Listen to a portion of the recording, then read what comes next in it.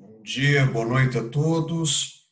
Na aula de hoje nós daremos continuidade ao conteúdo que nós trabalhamos e hoje nós trataremos de um tema absolutamente relevante dentro do direito internacional privado, que são justamente as normas que constituem essa disciplina. Por que eu digo que aqui é um momento absolutamente diferenciado de todos aqueles outros que nós trabalhamos? Porque quando nós iniciamos esta abordagem sobre as normas do direito internacional privado, inegavelmente começamos uma abordagem mais prática da nossa disciplina. Até o presente momento, o que nós fizemos? Nós trabalhamos a teoria, trabalhamos os aspectos mais técnicos para que nós compreendêssemos como funciona, como se apresenta o direito internacional privado. A partir do momento que todo esse conteúdo já está acumulado, já está assimilado, nós temos condições de olhar para como o direito internacional privado se apresenta nos mais diversos sistemas jurídicos. E é justamente isso que nós começaremos a fazer na aula de hoje. E, quando tratamos de normas do direito internacional privado, estamos adentrando ao cerne desta matéria ou desta abordagem. Nós observaremos que, dentro dessa temática, nós podemos dividir a aula de hoje em três grandes momentos, tá? E que correspondem, conforme nós vemos na tela, a três grandes critérios que correspondem às classificações possíveis dessas normas de direito internacional privado. Então, teremos claramente na nossa aula de hoje três momentos. Um primeiro momento em que nós retomaremos conteúdos que nós já abordamos ao longo desse crédito. Tá? Num segundo momento, nós comentaremos e detalharemos mais, tá, pontos que comentamos anteriormente, mas não com a profundidade devida, pois até então não era o momento. E num último e terceiro momento, de fato, trataremos de conteúdos até então inéditos e que nós ainda não dedicamos nenhuma palavra nas nossas aulas. Então, quando eu falo de normas do direito internacional privado, três critérios de classificação podem ser suscitados. Nós, então, trabalharemos as normas da nossa disciplina segundo a sua fonte. Nós podemos trabalhar também segundo a sua natureza e veremos, por último, acerca da sua estrutura. Começando pela primeira dessas classificações, que diz respeito à sua fonte. Aqui nós podemos dizer, nesta primeira classificação, que a parte da aula de hoje que tem um caráter de recapitular um conteúdo que nós já trabalhamos de forma bem satisfatória.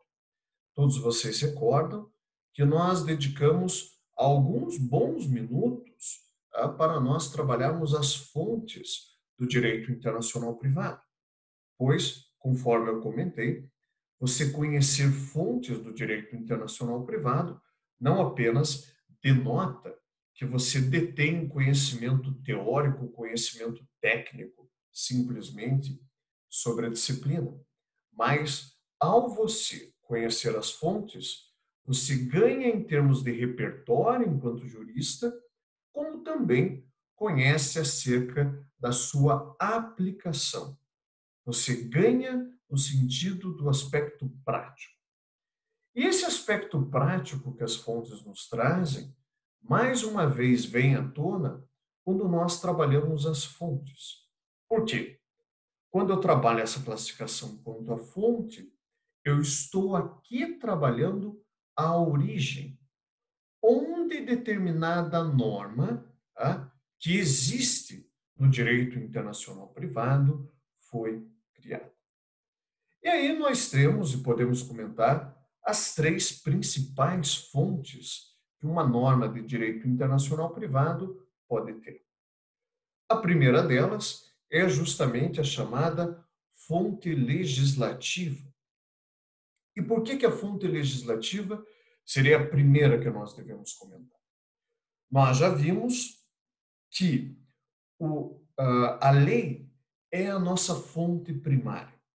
Então, não apenas dentre as fontes é a primeira que nós devemos ponderar no nosso ordenamento jurídico, mas ela é de tal forma relevante que é ela que molda toda a nossa racionalidade jurídica.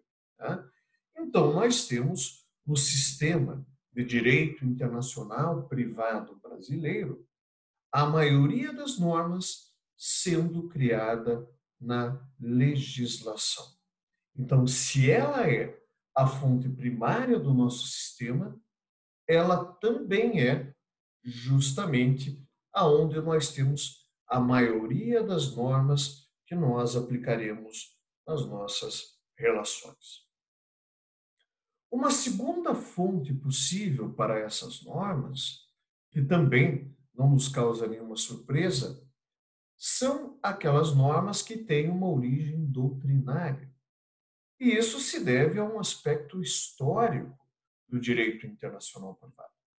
Nós já vimos, e aí numa leitura tanto de fontes quanto de história do direito internacional privado, que aqui, doutrina, nós temos a fonte histórica da nossa disciplina, que acompanhou o seu desenvolvimento ao longo dos séculos e que, consequentemente, contribuiu enormemente com a criação de inúmeras normas dentro da nossa disciplina. E por último, que nós devemos comentar, são as normas que têm uma origem na fonte jurisprudencial. Esta fonte nós devemos comentar nesse momento por duas razões. A primeira delas é que nós sabemos que a jurisprudência faz a norma perante o caso concreto. Pelo direito internacional privado, isto não é diferente. Então, aquela norma válida para o caso concreto é aquela norma feita dentro do julgado, aquela que ganha corpo dentro da jurisprudência.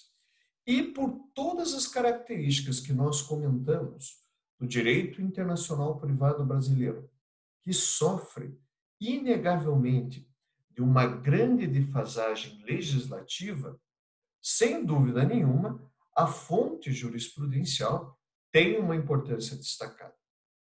E um segundo motivo pelo qual esta fonte não pode ser ignorada se deve ao fato de que nós temos muitos sistemas jurídicos e esses sistemas, tá, o direito internacional privado nos coloca em contato diariamente, que tem a jurisprudência e não a legislação como a sua fonte principal. Tá? Estamos aqui tratando dos sistemas jurídicos anglo-saxônicos, dos sistemas jurídicos de common law. Então, tudo isso que nós brevemente comentamos é de absoluto conhecimento de todos vocês, até pela abordagem que nós fizemos no tocante às fontes da nossa disciplina. Então, esta primeira classificação corresponde à primeira parte da aula de hoje, daqueles conteúdos que nós já conhecemos, que nós já dominamos e que têm um caráter, nesse momento, de recuperação, de relembrar algo que nós já conhecemos. Agora, quando eu passo para uma segunda classificação que nós comentamos naquela tela inicial, que é a classificação quanto à natureza da norma de direito internacional privado, aqui nós não apenas passamos para aquele segundo estágio da aula, em que nós trabalharemos conceitos já vistos anteriormente, mas sem a riqueza de detalhes que a época necessitava, e principalmente, aqui nós estamos diante da principal classificação que existe dentro do direito internacional privado, dentro do estudo de suas normas.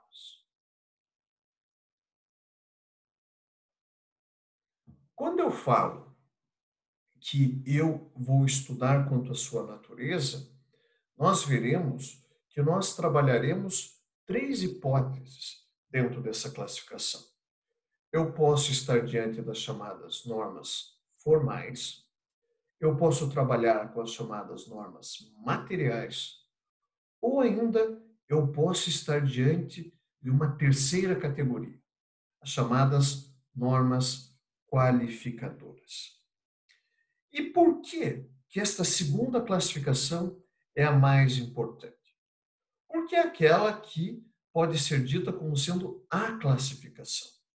Quando nós falamos genericamente ou no lato sensu, que vamos classificar as normas de direito internacional privado, a primeira classificação que vem à mente, tá, daquele jurista ou daquele estudioso é essa que nós estamos tratando agora.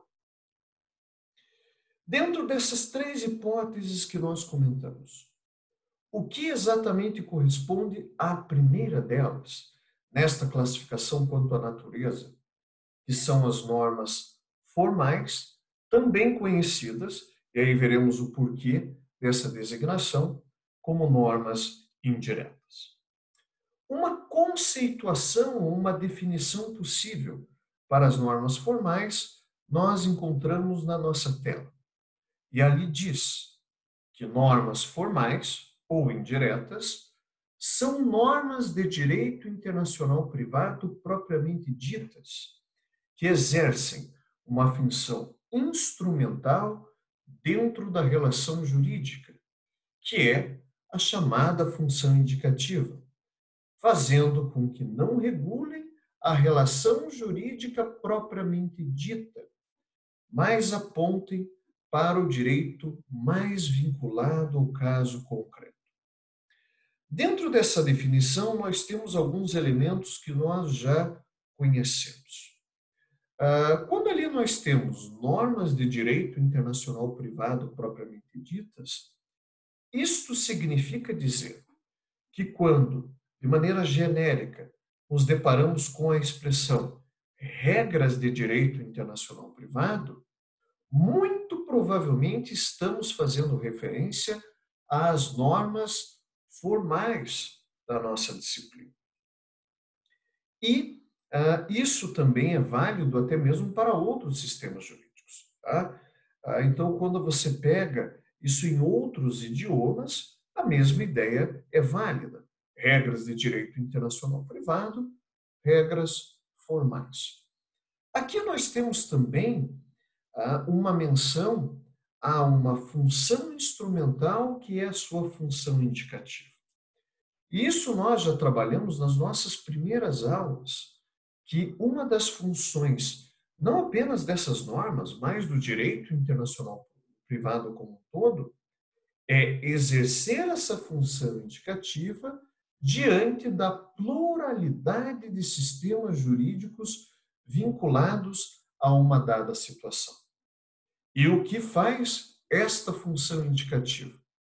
Vai justamente apontar para o direito mais vinculado ao caso concreto, que também é ou pode ser relacionado como o maior objetivo da nossa disciplina. Diante dessa pluralidade, cabe ao direito internacional privado trazer para o intérprete qual conjunto de regras, qual ordenamento jurídico deve reger aquele caso concreto. Então vejam que essa definição de normas formais acaba por revisitar muito do conteúdo que nós já trabalhamos anteriormente. Agora, qual é a dúvida que nós podemos ter nesse momento? Eu entendo que normas formais são normas que tenham esse caráter mais instrumental, são normas que nós conhecemos de todo estudo do direito como normas processuais. Agora, por que em hipótese nenhuma eu confundirei normas formais do direito internacional privado com outras normas formais vigentes no nosso ordenamento jurídico. Por que que uma norma formal de direito internacional privado não se confunde com uma norma vigente no nosso Código de Processo Civil? Por quê? Quando eu falo de norma formal no direito internacional privado, eu estou fazendo referência a uma norma absolutamente específica, que é aquela que nós vemos na tela, que são as chamadas regras de conflito. E também, nós já vimos anteriormente, conhecidas por uma outra expressão, por uma outra designação, regras de conexão. Por que, em que pese a regra de conflito seja uma norma formal, ela não se confunde com essas outras normas formais, essas milhares de normas formais que nós temos no nosso ordenamento jurídico? Por uma razão muito simples. Toda regra de conflito, ela apresenta dois componentes. Toda regra de conflito vai apresentar o chamado objeto de conexão e vai apresentar também o chamado elemento de conexão. O que são cada um desses dois componentes? Quando eu falo objeto de conexão, eu estou me referindo a este componente da regra de conflito que traz o quê? Que traz uma categoria ou categorias de direito, tá? Ou ainda um ramo do direito ou uma relação jurídica propriamente dita. Tá? E por que que este objeto de conexão, estas categorias de direito descritas na regra de conflito, são tão importantes? Porque é justamente pelo objeto de conexão que o nosso raciocínio na regra de conflito se inicia. É através da correspondência da categoria de direitos descrita no objeto de conexão com o caso concreto é que eu vou fazer a escolha de qual regra de conflito é apropriada para a minha relação jurídica. Então, quando eu olho o ordenamento jurídico brasileiro e o raciocínio é válido para todo e qualquer outro sistema, nós temos uma variedade, uma multiplicidade de regras de conflito. Mas para cada situação jurídica, apenas uma regra de conflito pode ser aplicada. E qual é a regra de conflito que deve ser aplicada? A regra de conflito que tem no seu objeto de conexão uma correspondência com o caso concreto. Então, nós veremos que dentro da legislação brasileira, a escolha de qual é a regra que eu vou aplicar se dá pela análise do objeto de conexão. Nós devemos identificar uma correspondência daquilo que está descrito nessa norma, nesta categoria ou categorias de direito, ou simplesmente referência a um ramo ou uma dada relação com aquilo que eu trabalho no caso concreto. Então, podemos dizer que o objeto de conexão é uma porta de entrada para a regra de conflito. Se o objeto de conexão é a porta de entrada, também podemos dizer que o elemento de conexão é a sua porta de saída e que completa esta estrutura normativa. Por quê? Se o objeto de conexão é uma categoria de direitos tutelada pela regra de conflito, o elemento de conexão é um critério inserido dentro desta regra que vai fazer o quê? Vai levar ao intérprete ao direito mais vinculado ao caso concreto. Então, aquela função indicativa que nós identificamos na definição de normas formais e que nós já trabalhamos anteriormente como sendo um dos grandes objetivos do direito internacional privado, é desempenhado, em suma, pelo elemento de conexão. Então, esses dois componentes configuram a chamada regra de conflito. Nós temos tá, uma categoria de direitos sendo complementada por um critério que nos leva a um direito a ser aplicado. Esta é a razão pela qual que nós não podemos confundir, e não é de fato possível que isso ocorra, regras de conflito, regras de direito internacional privado, com outros dispositivos formais vigentes no nosso sistema.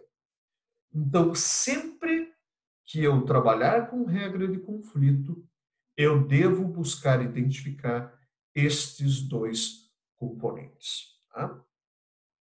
Uma coisa muito importante de ser comentada agora é que não existe uma ordem obrigatória entre esses dois componentes. Tá? Não é porque nós tratamos primeiramente nessa abordagem o objeto de conexão e depois o elemento, que todas as regras de conflito seguirão essa estrutura ou essa ordem, em absoluto. Não existe essa regra. Nós podemos ter uma regra de conflito se iniciando pelo objeto, sendo complementada pelo elemento. Nós podemos ter perfeitamente o inverso, em que a regra de conexão traz primeiramente o elemento de conexão e depois o objeto, ou também podemos, se a redação conferida pelo legislador não foi exatamente a mais feliz, ou a mais clara, ou a mais enxuta, você tendo esses dois componentes até mesmo sendo intercalados. Tá? Então, nós temos que buscar não pela ordem, mas pelo seu conceito, por aquilo que eles se apresentam dentro das regras de conflito.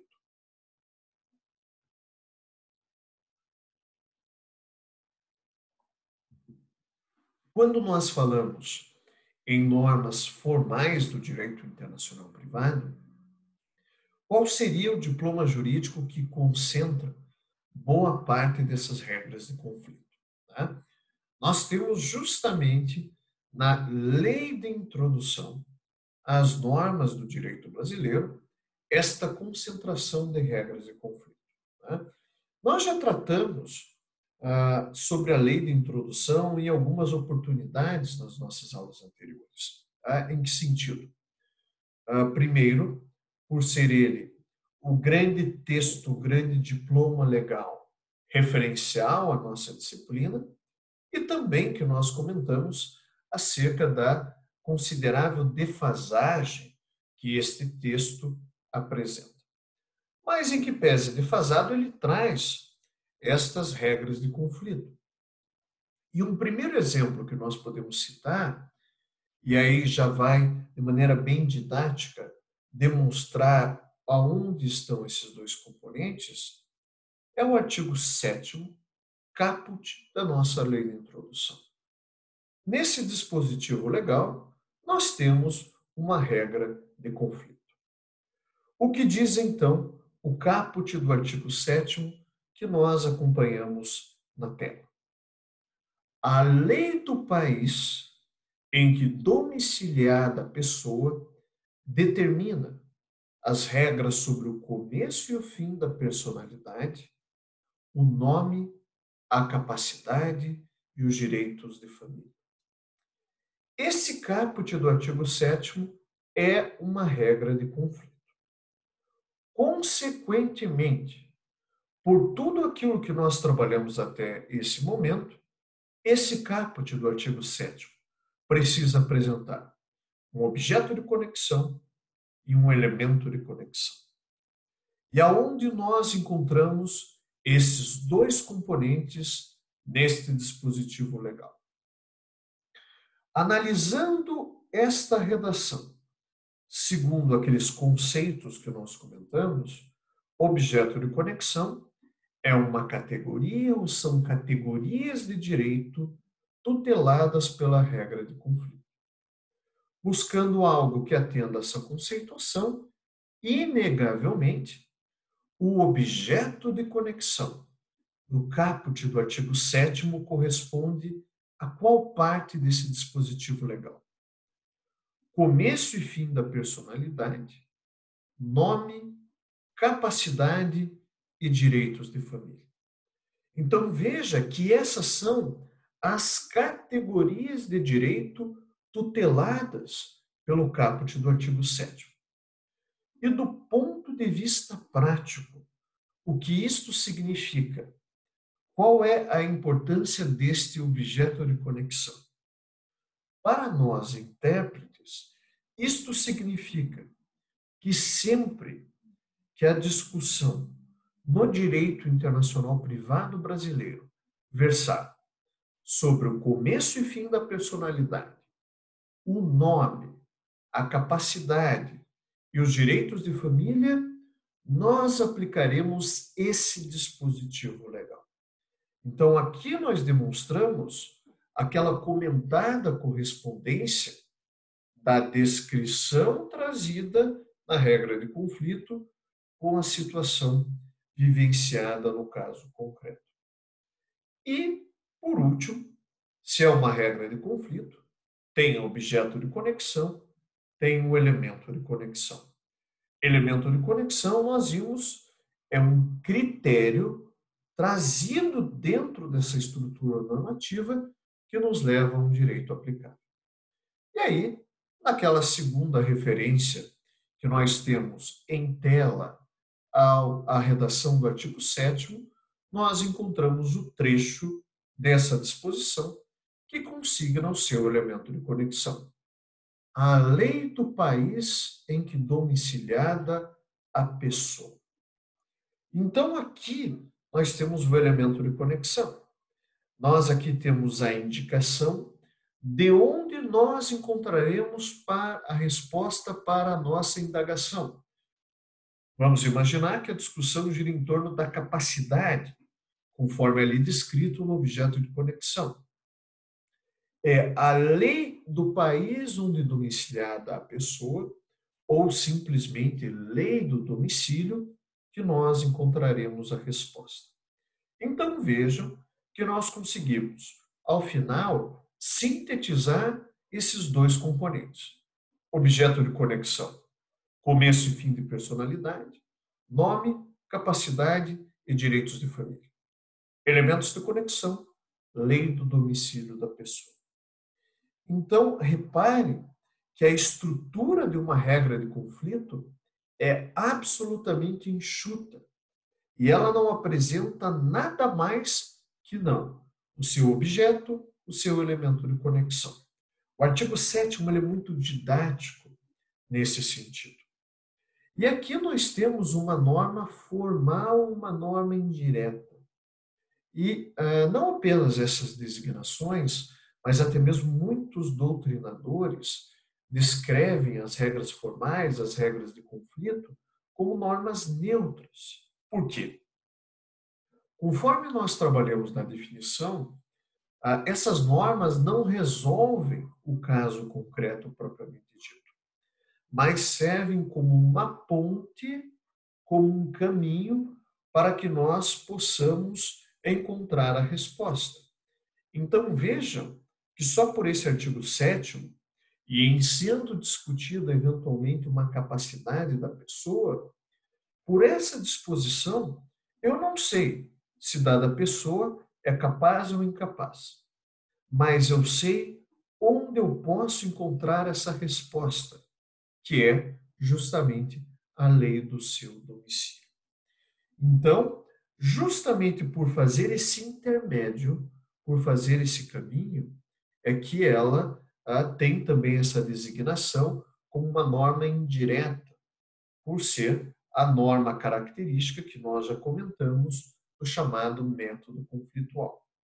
Nós vimos em aulas anteriores que um dos grandes objetivos do direito internacional privado é realizar de maneira indireta alguns dos seus preceitos mais importantes, mais valiosos. E esse indireto significa passar sob o filtro de regras de conflito. Tá? Então, assim se apresentam as regras formais, não apenas no direito brasileiro, mas em todos os outros sistemas jurídicos de direito internacional privado.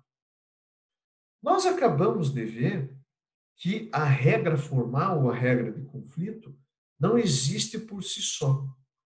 Ela é um caminho que nos leva, ela é um caminho que desemboca no chamado direito mais vinculado ao caso concreto. E quando eu trato do direito mais vinculado ao caso concreto, eu estou fazendo referência às chamadas normas materiais e aqui também conhecidas como normas diretas. Por quê? Na tela nós acompanhamos uma definição possível para estas chamadas normas materiais. E como elas podem ser entendidas? Normas materiais ou diretas são as normas que resultam da indicação das normas formais e que, por apresentarem um conteúdo substantivo, regularão o fundo do litígio, pondo fim à controvérsia jurídica propriamente dita. Tá? Então, podemos dizer que as normas materiais são o objeto da indicação das regras de conflito. A função instrumental nos leva a esta norma material. E como que eu posso identificar uma norma material? A norma material é toda aquela norma que prescreve uma conduta ao agente ou aos potenciais agentes daquele comportamento. Tá? E quando eu falo em prescrição de conduta, nós retornamos ao primeiro ano do curso de Direito, em que nós trabalhamos aqueles critérios ou aqueles chamados modais deonticos que configuram uma norma material, tá? Em que toda conduta pode ser resumida em três hipóteses. Tá? Nós temos a chamada obrigação, nós temos uma proibição ou eu tenho uma permissão. Tudo que eu faço no tocante a normas materiais ou decorre de uma obrigação que me é imposta, de uma proibição que também me é imposta, ou de uma permissão que me é concedida.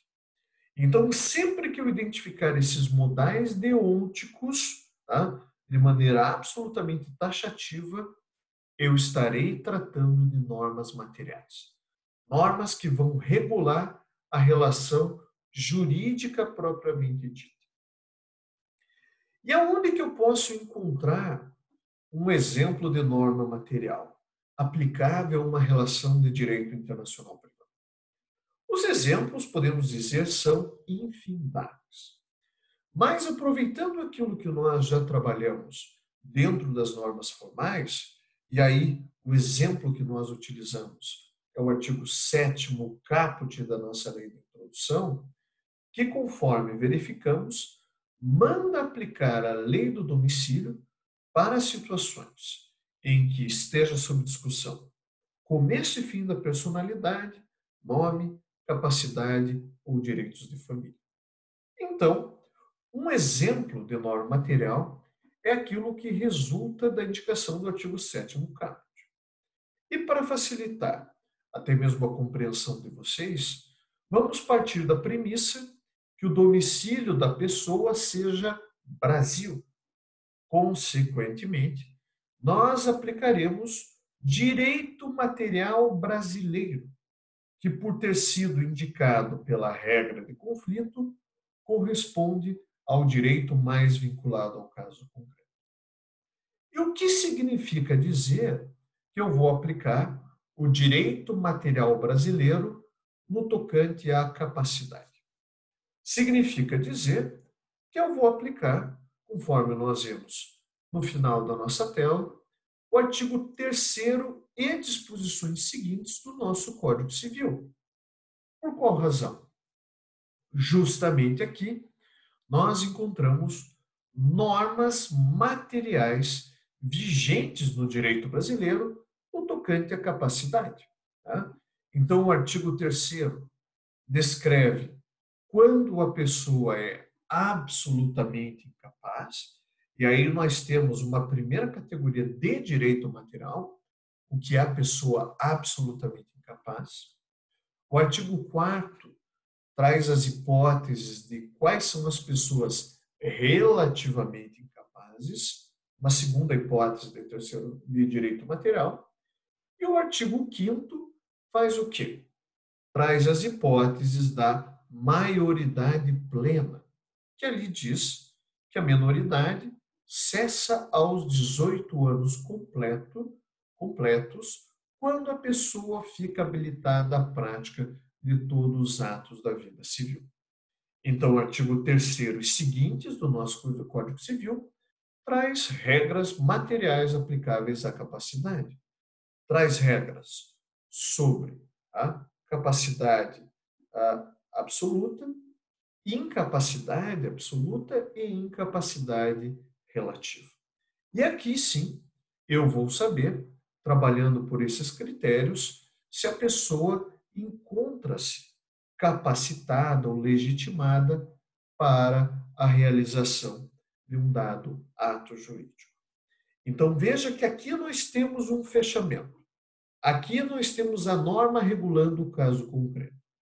Aqui nós obtemos as respostas que nós procurávamos. Sim, a pessoa é capaz para a prática daquele ato.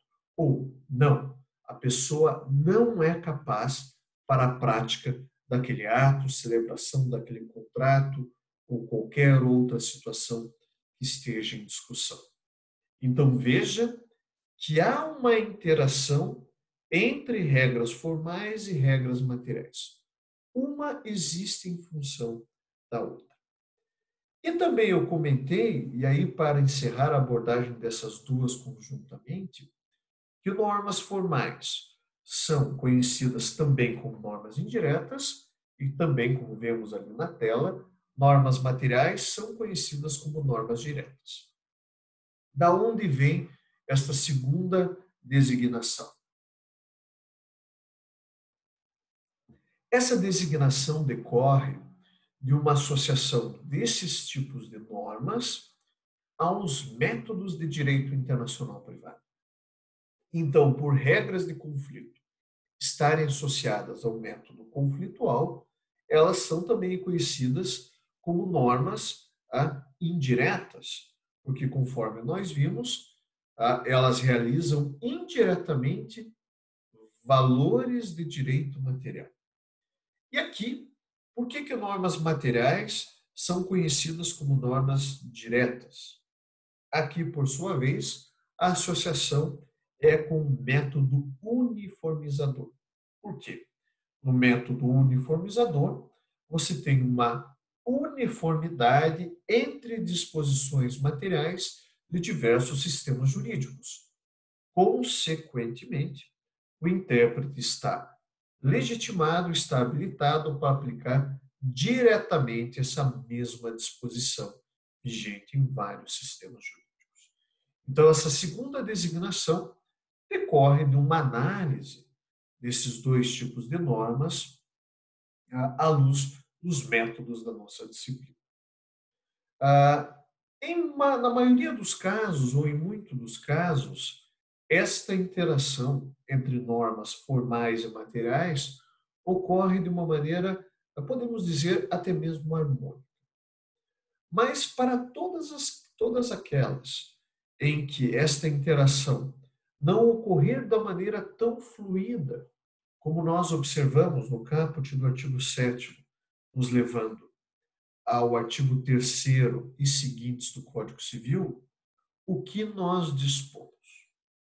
Nós podemos nos fazer valer das chamadas normas qualificadoras de direito internacional privado. E aqui nós não apenas trabalhamos a terceira hipótese de normas no tocante à natureza, como também iniciamos a terceira parte da nossa aula. E aqui sim, começamos a trabalhar um conteúdo verdadeiramente novo nos nossos estudos. Então, o que são as chamadas normas qualificadoras? Uma definição possível para essas normas nós encontramos na tela e que diz que normas qualificadoras são normas que complementam a atuação de normas indiretas e diretas. São normas que têm um caráter elucidativo sobre a relação de direito internacional privado, trazendo um esclarecimento, uma analogia ou uma linha interpretativa a ser seguida por aquele que analisa o caso concreto. Tá? Então, a norma qualificadora não é uma norma em que sempre nós aplicaremos. Não. Ela só será utilizada quando nós verificarmos alguma incompletude, alguma incongruência nesta relação de normas formais e normas materiais. Nós podemos dizer que são, de fato, normas de apoio à aplicação daquelas duas espécies que anteriormente nós comentamos. E aonde que eu encontro exemplos, tá, de normas qualificadoras para que entendamos de maneira completa a sua distinção para normas formais e normas materiais? Não apenas na nossa lei de introdução, mas, mais uma vez, fazendo referência ao artigo 7º da lei de introdução, nós encontraremos exemplos de normas qualificadoras. Aqui nós não trataremos do caput, pois o caput, nós já vimos, é uma norma indireta, é uma regra de conflito. Mas analisaremos primeiramente o parágrafo 7º do artigo 7º, que diz o quê? Conforme acompanhamos na nossa projeção, salvo o caso de abandono, o domicílio do chefe da família estende-se ao outro cônjuge e aos filhos não emancipados, e o do tutor ou curador aos incapazes sob a sua guarda. Por que o parágrafo 7º é uma norma qualificadora? Porque ele justamente atende àquela descrição feita no conceito de norma qualificadora. Ele faz uma extensão de um determinado conceito jurídico. Nesse caso, o conceito em questão é o domicílio. Então, o domicílio do chefe da família se estende ao outro cônjuge, aos filhos não emancipados, e o do tutor ou curador aos incapazes sob sua guarda. Reparem que, além de fazer essa extensão de conceito, o parágrafo 7º é um belíssimo exemplo do quão desatualizada é a nossa lei de introdução. Eu havia comentado, quando nós tratamos de sua defasagem histórica, que a lei de introdução não estava desatualizada apenas perante uma perspectiva comparatista, mas até mesmo dentro do próprio padrão do direito brasileiro. E aqui nós temos um exemplo pronto e acabado disso. Reparem que o parágrafo 7º faz uma referência ao chefe de família, uma figura vigente no direito brasileiro por ocasião da concepção da Lei de Introdução, 1942. Tá? Então, esse conceito era válido nesta época, décadas atrás, mas desde 1988, com o advento de uma nova ordem constitucional, a figura do chefe da família foi eliminada. Então, sem dúvida nenhuma, quando estivermos diante da aplicação do parágrafo 7º, não apenas devemos submetê-lo a um filtro constitucional e desconsiderar essa figura do chefe de família, como também aproveitar toda a produção jurisprudencial brasileira no tema, que, de fato, atualiza o conceito de família para a realidade que nós vivemos no século XXI. Então, a família não é nessa estrutura patriarcal e arcaica consignada na década de 40 do século passado. Mas, por ter a extensão desse conceito, mesmo que completamente defasado, o parágrafo 7º é um exemplo de norma qualificadora. E um outro exemplo nós encontramos no parágrafo 8º, que diz o quê? Quando a pessoa não tiver domicílio, considerar-se-á domiciliada no lugar de sua residência ou naquele em que se encontra. Para qual situação o parágrafo 8º se aplica? Se aplica para quando a pessoa não tiver, juridicamente falando, a figura do domicílio. E por que isso acontece? Porque o direito brasileiro trabalha com aquela figura ou aquela estrutura dicotômica de residência e domicílio. E essa estrutura que o Brasil adota não necessariamente é seguida pelos outros sistemas jurídicos.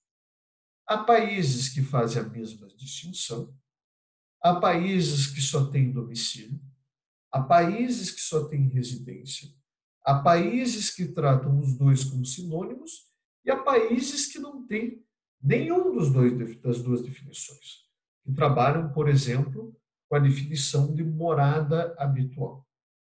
Então, para que a pessoa que tem esse conceito da morada habitual não fique sem direito aplicável por formalmente não ter um domicílio, o que vem o parágrafo 8º?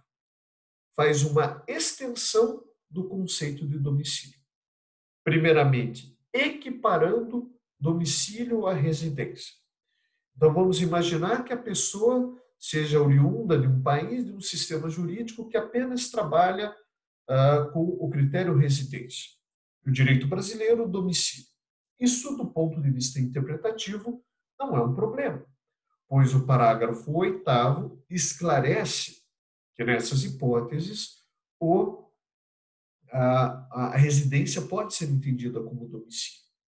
E na hipótese de não ter domicílio e residência, ele diz, naquele lugar onde a pessoa se encontra. Isto é, lei da localização ou da situação da pessoa. Então, aí, de certa maneira, nós eliminamos todas as hipóteses de lacunas, de incompletudes de aplicação de regra formal e regra material. E esta é a função precípua das chamadas normas qualificadoras. Então, veja que assim nós fechamos essa trinca de normas atinentes à natureza. E uma última classificação que nós comentaremos na aula de hoje, e que eu já expus em telas iniciais, é aquela que diz respeito à estrutura da norma de direito internacional privado.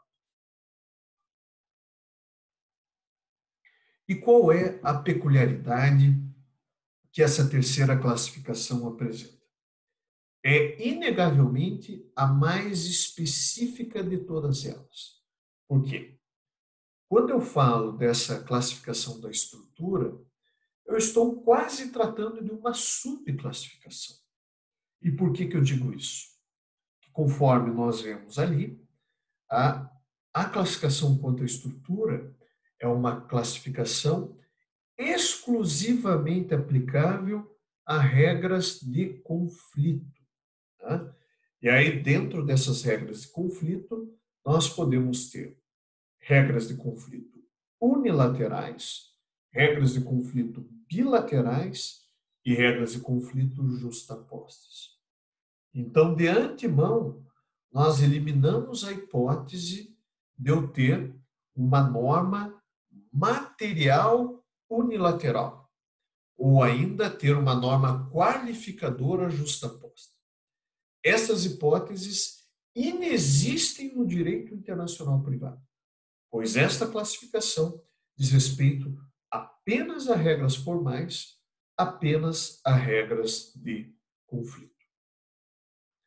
Considerando essas três possibilidades, no que exatamente se constitui a chamada regra de conflito unilateral.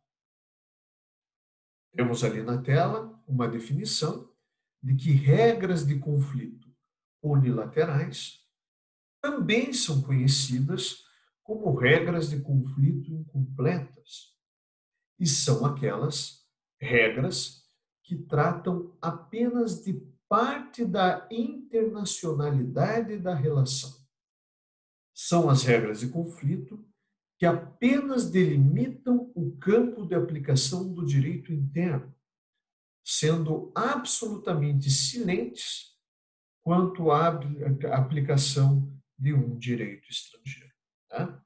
Então, por isso que é uma regra incompleta, porque analisa parcialmente a internacionalidade da relação. Dentre as hipóteses possíveis, cumpre apenas a ela delimitar quando o direito nacional ou o direito interno é aplicável, não dedicando nenhuma remissão, nenhuma palavra ao direito estrangeiro. Por isso ela é unilateral. Por isso ela é incompleta. Aonde nós encontramos um exemplo de regra de conflito incompleto? Mais uma vez, voltamos às nossas do sétimo, agora mais precisamente no seu parágrafo 1º, que diz que, realizando-se o casamento no Brasil, será aplicada a lei brasileira quanto aos impedimentos dirimentes e às formalidades da celebração.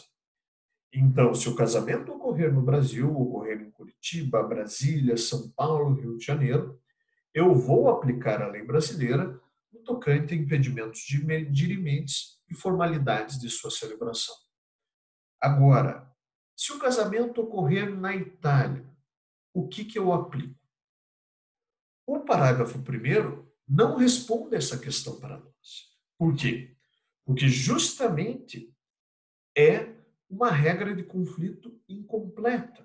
Ela é unilateral. Ela apenas descreve as hipóteses de aplicação do direito brasileiro. E se o casamento ocorrer na Itália, ocorrer na Romênia, na Espanha ou nos Estados Unidos, ela não vai oferecer resposta para nós. Então, a primeira hipótese de regra de conflito é esta que tem uma abrangência parcial.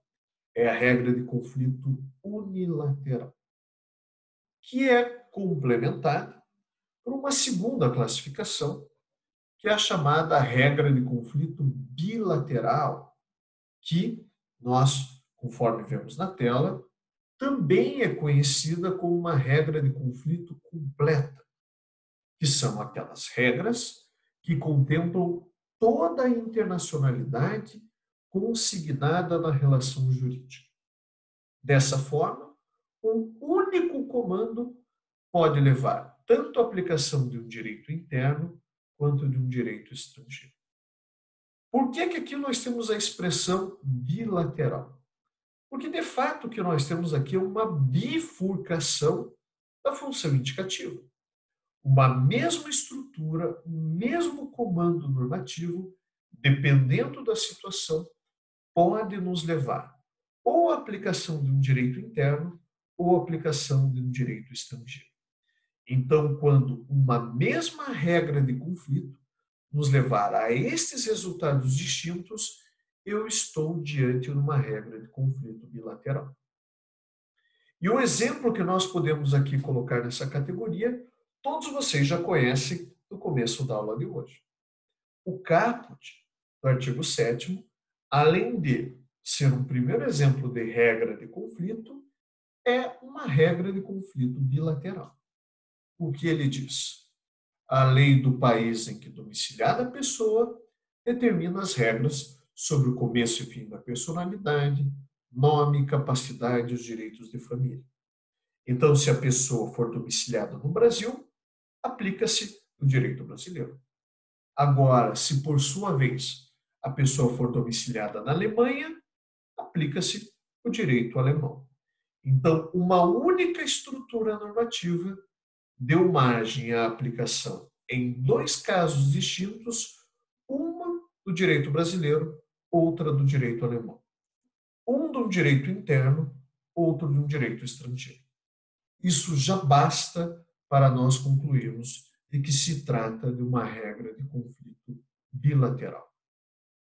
E a terceira e última hipótese que nós devemos comentar, ela não é tão recorrente, mas é importante que todos nós conheçamos a sua definição, que são as chamadas regras de conflito justapostas. Que são essas regras de conflito justapostas? Como o próprio nome traz, se apresenta ou é uma regra de conflito que apresenta uma justaposição de duas regras unilaterais. Uma dedicada ao direito interno, outra dedicada ao direito estrangeiro. Então, esta junção de disposições unilaterais configura a chamada regra de conflito justaposta. E esta é a razão pela qual muitos ou alguns doutrinadores designam esta regra de conflito justaposta como uma regra de conflito híbrida, porque ela apresenta tanto traços de regra de conflito unilateral, como traços de regras de conflito bilateral. A proximidade com regras de conflito unilateral se deve ao fato de se configurar como uma junção de duas delas. Tá? E a proximidade com regras de conflito bilaterais se deve ao fato de uma regra de conflito justaposta poder também acabar produzir uma aplicação de um direito interno ou de um direito estrangeiro.